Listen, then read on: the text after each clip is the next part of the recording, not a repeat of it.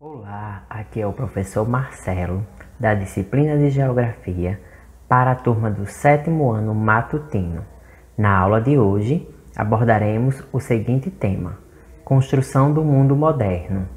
Na aula de hoje, vamos estudar dois sistemas econômicos que disputavam a hegemonia no mundo.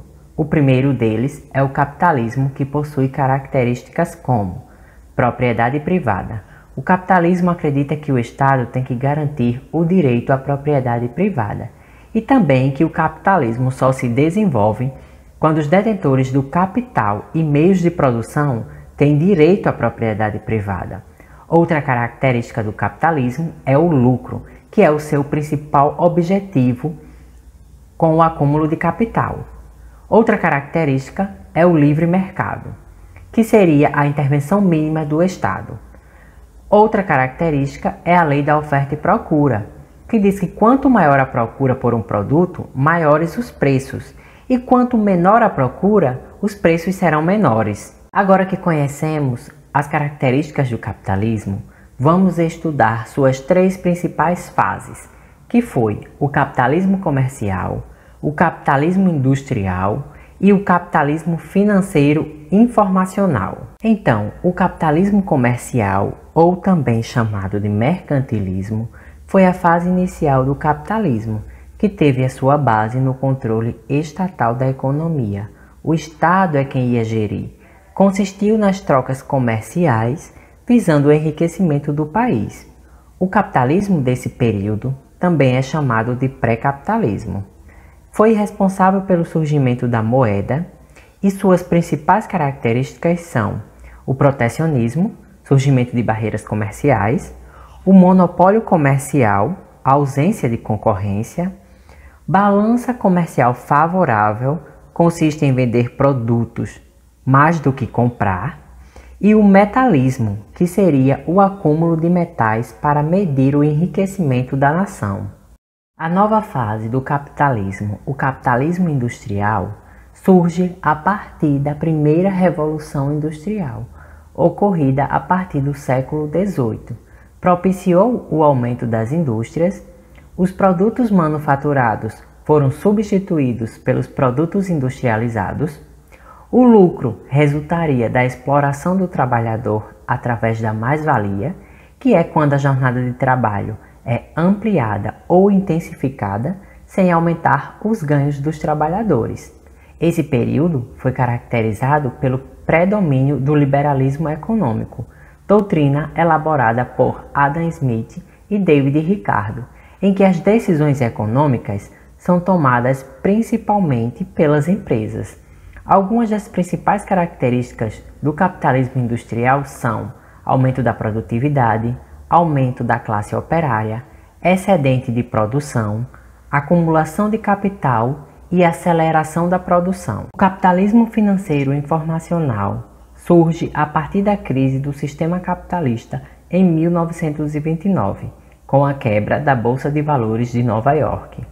Formaram-se a partir de então os monopólios, que é o domínio do mercado por uma empresa, garantindo elevados lucros.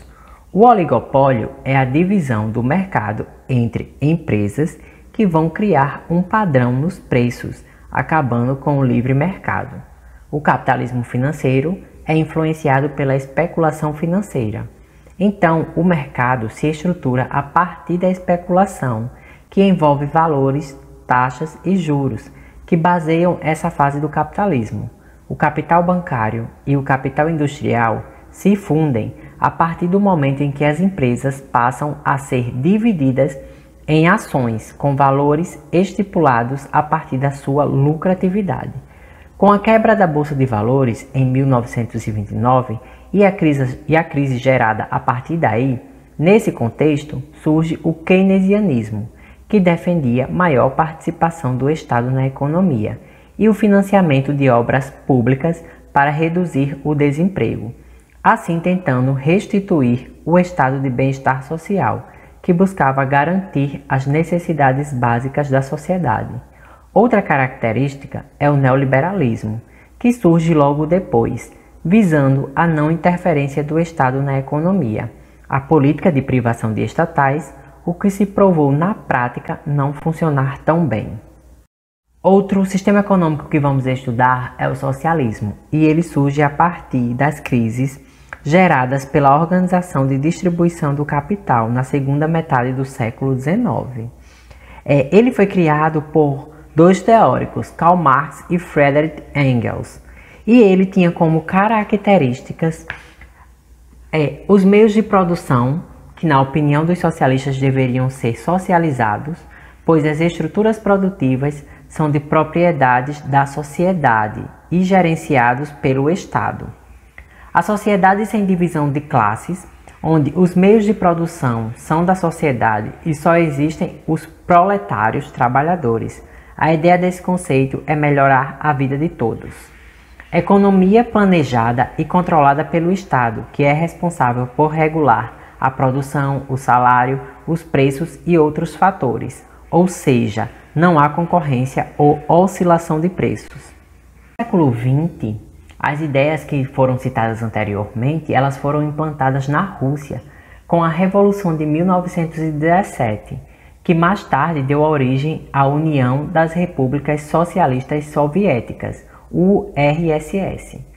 Surgiram também movimentos em outros países, onde houve guerra civil e foi implantado o mesmo sistema, como em Cuba, na Coreia, Angola, na China.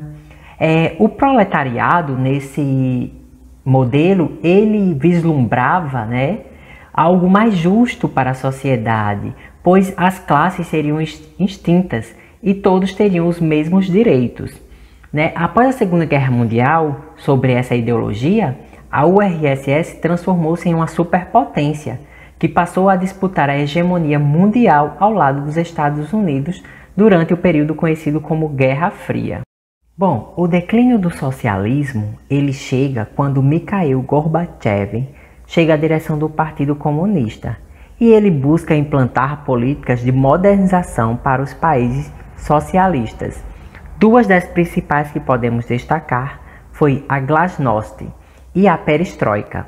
A Glasnost, que promoveu maior liberdade de expressão, redução dos gastos públicos e acordos de desarmamentos para acabar com a tensão com os Estados Unidos, e a Perestroika implantou a reestruturação econômica, preços regulados pela lei da oferta e procura, corte de subsídios estatais para a produção e maior liberdade para as empresas. E a transformação da União Soviética se refletiram nas repúblicas associadas, com o crescimento dos movimentos nacionalistas separatistas, e o fim da União Soviética se dá com a independência da Rússia em 1991.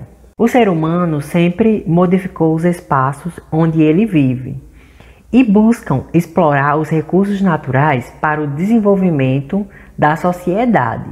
Só que quando essa exploração ela é excessiva, além do necessário, a gente vai gerar vários impactos ambientais, sendo eles a produção excessiva do lixo, a poluição da água, do ar e dos solos, e o desmatamento, que causam vários problemas.